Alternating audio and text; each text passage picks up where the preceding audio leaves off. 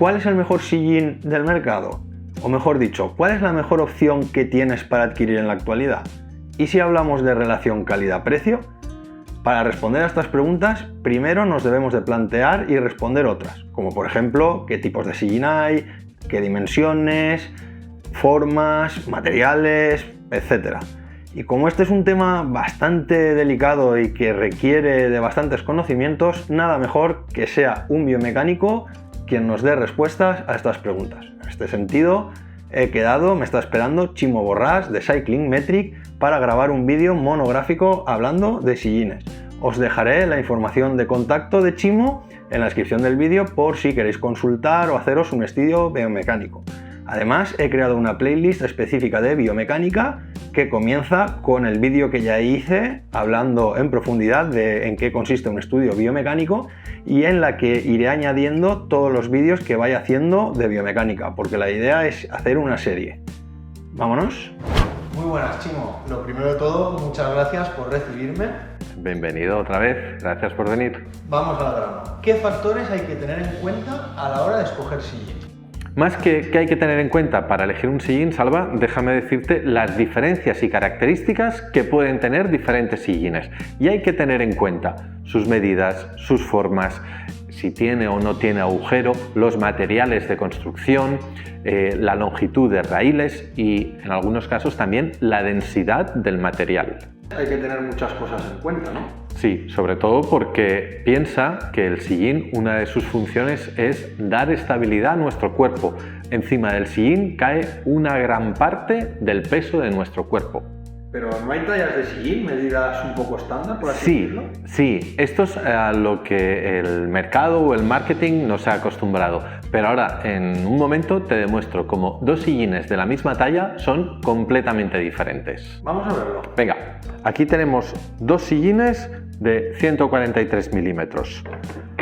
Sobre este sillín, tú puedes apoyarte en esta zona y en esta zona.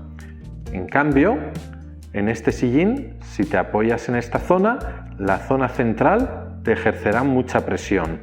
Por lo tanto, este es un sillín que iría mejor en gente que tiene capacidad de rotar mucho la pelvis, cosa que este sería un sillín para gente con menos flexibilidad o movilidad de la pelvis.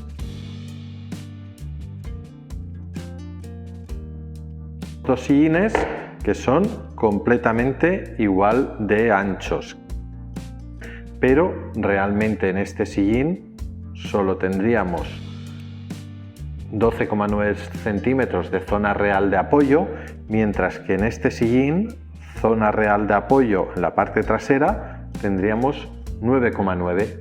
3 centímetros de diferencia de zonas de apoyo para el mismo sillín sobre la zona más ancha. Aquí podemos encontrar un sillín que su visión lateral es completamente plana y en cambio en este sillín es un sillín que la parte trasera, si os fijáis, se eleva un poco más. Estos sillines suelen funcionar mejor en gente con poca o flexibilidad mejorable. Hemos visto dos sillines, uno con agujero, lo que diríamos el antiprostático, correcto, y el otro no. ¿Esto por qué es así? ¿A qué se debe? Es recomendable un sillín, a mí me gusta más llamarlo con canal o agujero de liberación de presión púbica, pero a veces tenemos que tener en cuenta que si nos pasamos de un agujero grande, tú piensas que el peso de tu cuerpo, como antes hemos hablado, cae sobre el sillín. Si hay menos superficie, por el agujero grande, habrá más presión en otros sitios porque el peso se irá cayendo sobre el sillín. Por lo tanto, también es muy importante cómo de grande es el agujero, teniendo en cuenta qué persona o el peso de la persona que hay encima de la bicicleta. Aquí tendríamos un sillín sin canal antiprostático o de liberación de presión púbica. Aquí tendríamos uno con agujero y el otro también con agujero. Fíjate, si quitamos área de contacto aquí, en esta zona que es la zona de apoyo, habrá más presión que en este, que nos ofrece más superficie porque el agujero es más pequeño. ¿Y por qué se hacen sillines que no lo tienen? Bueno, hay ciclistas, por ejemplo los ciclistas profesionales, que imprimen tanta fuerza, tanta potencia a los pedales que realmente es que flotan sobre el sillín. Por eso esa imagen que tenemos de los ciclistas del Tour sentados en la punta del sillín y que los vemos rodando muy rápido, y probablemente tú o alguien que nos escuche se intenta sentar como ellos en la punta del sillín y no aguanta esa posición ni 5 minutos. Por otro lado, materiales. No todos los sillines están hechos del mismo material. Principalmente el sillín lo dividimos en 3 partes. Tenemos los raíles, tenemos la base y tenemos el acolchado. En los raíles pueden haber materiales, vamos a llamarles metálicos o fibra de carbono. En lo que es la base podemos encontrar bases de composites o plásticos, bases de fibra de carbono. Y en el acolchado pues podemos llegar a encontrar que no hay acolchado, acolchados con mayor o menor densidad, y ahora, que es un poco lo último que ha llegado al mundo del ciclismo, que es la tecnología de impresión 3D sobre los sillines. ¿Y respecto a los materiales de la base, de la carcasa? Bueno, la base, lo que es importante es que sea una base rígida, porque al final, si cogemos unos sillines que sean muy blandos, acabarán deformándose y cuando nosotros estaremos encima del sillín no aguantarán la forma en la que estuvieron diseñados. Pero ahí principalmente, pues un buen composite o una fibra de carbono, que notemos que es un sillín rígido, que no lo podemos doblar, suficiente. Y lo que es muy importante, hay que revisar las bases, porque a veces se fisuran y no nos damos cuenta y vamos con un sillín roto. Y en último lugar, el acolchado. Bueno, los sillines que lo llevan, que algunos no llevan. Sí, efectivamente, hay sillines que no tienen acolchado, pero por ejemplo, si hablamos en el caso de las chicas, pues sus zonas genitales están más expuestas que las de los chicos. Las chicas necesitan sillines que tengan una densidad de espuma más blandita. Pero ojo, no te pases de sillines blandos, porque si cogemos un sillín muy blando, la espuma la podemos chafar y acabar en contacto con la base. Y si la base hemos dicho que tenía que ser rígida, al final acabamos en un sillín que podría ser sin acolchado. La densidad del sillín. Este sillín es un sillín más duro. Te fijas, aprieto y se hunde poco. Este es un sillín que sería quizás más adecuado y específico para chicas y es mucho más blandito. Aunque no lleve agujero, si nos fijamos, toda la parte inferior está agujereada y es mucho más blanda. O este es otro sillín de chica que, si te fijas, es mucho más blando. Hablando de acolchado, Chimo, ¿tú recomendarías un sillín sin acolchado? Pues mira, de la misma manera que no te recomendaría salir en bici sin culot, no te recomiendo un sillín que no lleve acolchado. Y el ejemplo lo tenemos también en los ciclistas profesionales. Lo tenemos en que solo hay 2 modelos de 2 marcas en todo el mercado que no llevan acolchado. Una de 2. O todas las marcas están equivocadas o esas 2 marcas que muchos conocemos están en lo cierto. Respecto al material de los raíles, ¿todo se reduce a la ligereza, al peso de los mismos? El peso de los raíles es relativamente importante. Lo que es importante de un raíl es la longitud que tenga, porque esto es lo que nos ayudará a acomodar nuestra posición. A más largos sean, nos dará más posibilidades de ajuste, ¿verdad? Exacto, así es. Cuando hablábamos de longitud de carriles, hablábamos de esta distancia, la capacidad que tendremos de mover el sillín. Si te fijas, en el sillín de la derecha se nos acaba más pronto. Tú, como biomecánico, ¿cómo recomiendas a cada ciclista qué sillín tiene que llevar? Lo hacemos de 2 maneras. Hay una parte que es objetiva y otra que es subjetiva. En la parte objetiva tenemos en cuenta su flexibilidad y la movilidad de su pelvis, tenemos en cuenta como un punto de partida la medida de sus isquiones y luego también qué bicicleta lleva, qué objetivos tiene y verlo pedalear. Pero sobre todo es muy importante en un sillín la valoración subjetiva, es decir, ¿te gusta este sillín? ¿Vas cómodo? Esto solo lo puedes saber tú mismo. Por lo tanto, siempre hay que escuchar al ciclista. Esto que hemos escuchado algunos alguna vez sobre que todo se reduce a la medida de los isquiones, ¿qué tiene de cierto? No es correcto. Lo primero tenemos que saber cómo es una pelvis y déjame que te enseñe. Cuando medimos los isquiones, medimos estas dos protuberancias que tenemos en la pelvis y generalmente esa posición se mide con la espalda erguida, pero realmente cuando nos sentamos en una bici hacemos este gesto. Por lo tanto, si ahora te giro, verás como los isquiones muchas veces no están en apoyo sobre el sillín y la distancia que se apoya sobre el sillín siempre suele ser menor. Vamos a medirte tus isquiones.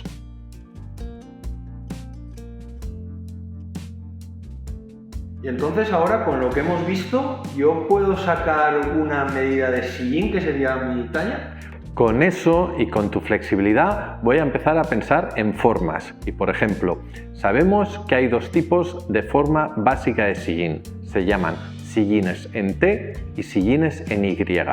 A partir de estas formas vamos decidiendo cuál puede ser mejor para ti. Por ejemplo, en tus características, que no tienes una gran flexibilidad, los sillines en T suelen funcionar mejor. Este sillín lo estamos llamando un sillín en T y este sillín los llamamos sillines en Y. Tú sabes que es bastante habitual entre los ciclistas que en alguna ocasión al menos nos obsesionemos con el tema del peso. ¿Tú recomiendas mirar de reducir peso precisamente en el sillín? Bueno, pues en un componente que su función principal es aguantar el peso de nuestro cuerpo y darnos una sensación de confort, te digo ya que no. Es cierto que es un sitio relativamente económico donde quitarle gramos, pero desde el punto de vista de la eficiencia, quitarle peso al sillín no tiene ninguna mejora. Piensa más en las ruedas, en la fricción de la cadena, en el peso de la cadena, en las bielas, en los platos, en los radios, en los bujes, en todo lo que tengas que mover. Pero el sillín se mueve con la bicicleta, tú no tienes que hacer nada para moverlo. Chimo, ¿por qué la tendencia es ir cada vez a sillines más cortos? Bueno, ahí hay mucho de marketing. Realmente lo que se ha recortado en los sillines ha sido una zona en la que la mayoría de los ciclistas no se sentaba. Y la punta del sillín, que también nos ayuda, aunque no nos damos cuenta, a guiar nuestras piernas y a que suban y bajen rectas, o cuando vamos con una mountain bike nos ponemos de pie, la punta del sillín al final es un mástil que actúa como un timón de la bicicleta. Es más que suficiente. Con los sillines que están saliendo de 24 o 25 centímetros tenemos más que de sobra. Aquellos sillines de antes de 28 o hasta 29 centímetros nadie era capaz de sentarse en la punta, por lo tanto han recortado la punta y nos han dicho que hay unos sillines nuevos que son mejores. Pero las diferencias en los sillines actuales van más por los anchos, por las densidades y por las formas que por el largo del sillín. Efectivamente, por lo que estoy viendo, esto es más complejo que medir los isquiones y coger una medida de sillín y comprármela y ya está. Efectivamente, y si quieres, vamos a subir ahora un momento al potro y verás cómo un mismo sillín te puede dar sensaciones completamente diferentes. Vale, Salva, pues arrancamos a pedalear.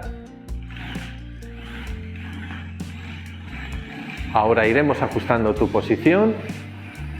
Un ritmo constante, fíjate aquí abajo la cadencia, máximo 85-90 y vamos ajustando cosas. ¿Cómo te encuentras en esta posición? Bastante bien, la verdad. Continuamos, vamos a mejorar un poco el ángulo de tu espalda. Vale, puedes parar. ¿Qué tal notas el sillín que hemos elegido ahora mismo? Cuéntame tu sensación. La verdad, muy cómodo. Genial. Vamos a hacer una cosa. Ahora, un sillín que es adecuado para ti, que tú ahora mismo lo notas cómodo, ¿cómo? Modificando la posición de tu bicicleta lo vas a notar incómodo.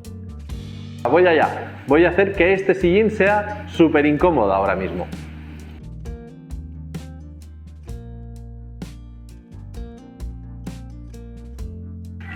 Es posible ahora que notes más presión en la parte de delante. ¿Es así? Muy incómodo, sí. Muy bien. Bueno, vamos a parar, vamos a volver a hacer otro cambio. Esta es la posición que habíamos definido antes, que a mí me gustaba y tú la valorabas como cómoda. Ahora vamos a modificar una cosa, el ángulo del sillín.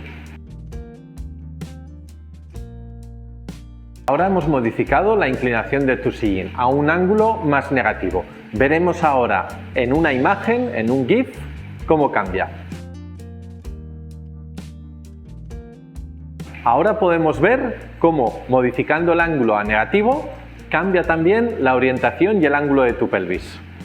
Y ahora lo único que hemos modificado es el ángulo del sillín. Sigue siendo la misma posición, pero el ángulo del sillín es positivo. Para regular la inclinación del sillín utilizamos una superficie rígida, un inclinómetro. Si no tenéis un inclinómetro en casa, todos los teléfonos móviles tienen aplicaciones de medición de ángulo digital que podéis utilizar y, como ves, son bastante fiables comparadas a mi inclinómetro. ¿Qué tal, Salva? ¿Cómo lo has notado? Pues efectivamente, con un mismo sillín he pasado de incómodo a incómodo o incluso a muy incómodo, siendo el mismo sillín, ¿eh? Así es, porque es igual de importante un buen sillín que una buena posición. El mejor sillín del mundo o el que hayas notado tú más cómodo en una mala posición sobre la bici siempre se volverá incómodo. A la vista de todo lo que hemos visto y comentado, está claro que es difícil, por no decir imposible, recomendar un sillín así a simple vista sin haber visto al otro ciclista. ¿Tú qué consejos podrías dar a la gente de cara a escoger el sillín? Lo primero, probarlo. Sin probarlo no sabremos si ese sillín a ti te va bien o no. Dos personas que se parezcan mucho, que hagan un tipo de ciclismo similar, que tengan la misma medida de isquiones o flexibilidad muy similar, cada uno puede tener unas sensaciones diferentes sobre el sillín. Segundo, muy importante, la longitud de raíles. Buscar sillines que sean firmes. No te estoy diciendo que sean duros o blandos, sino firmes, como los colchones. Tenemos que tener la misma sensación que cuando nos tumbamos en una cama. Luego también muy importante, no olvidar que un sillín que te haya podido ir muy bien en el año 2018, el sillín ya ha hecho su papel, se ha desgastado. Quizás es el momento de cambiarlo. Tienen una duración también. Y por último, igual que antes hablábamos que el mejor sillín en una mala posición es un mal sillín, ahora te digo que el mejor sillín con un mal culot es un mal sillín. Chimo, tengo la sensación que de este tema podríamos seguir hablando y hablando. Sí, podríamos seguir hablando mucho, pero no solo de sillines. También de muchas otras cosas, ¿verdad? Por supuesto, porque piensa que en la bicicleta cada parte afecta a una parte del cuerpo y cada parte del cuerpo que se ve afectada tiene una consecuencia en otra zona. Perfecto, pues seguiremos viniendo aquí y sacando temas que puedan resultar de interés a la audiencia. Tienes las puertas abiertas. Venga, muchísimas Muy gracias, bien, Chimo. nos vemos. Hasta aquí este vídeo hablando de sillines, bastante completito y con muchísima información. Cualquier duda que os pueda surgir, ponedla en comentarios y trataríamos de darle respuesta. Y así como cualquier inquietud que tengáis en temas de biomecánica, la podéis poner ahí y se la trasladaría a Chimo para abordar en futuros vídeos. Ahora aparecerá por aquí la playlist que os he comentado, con todo lo relacionado con biomecánica y a la que iré añadiendo vídeos según vayamos haciendo. Y nada, recordad, pedalear siempre para disfrutar y nos vemos por las sendas máquinas.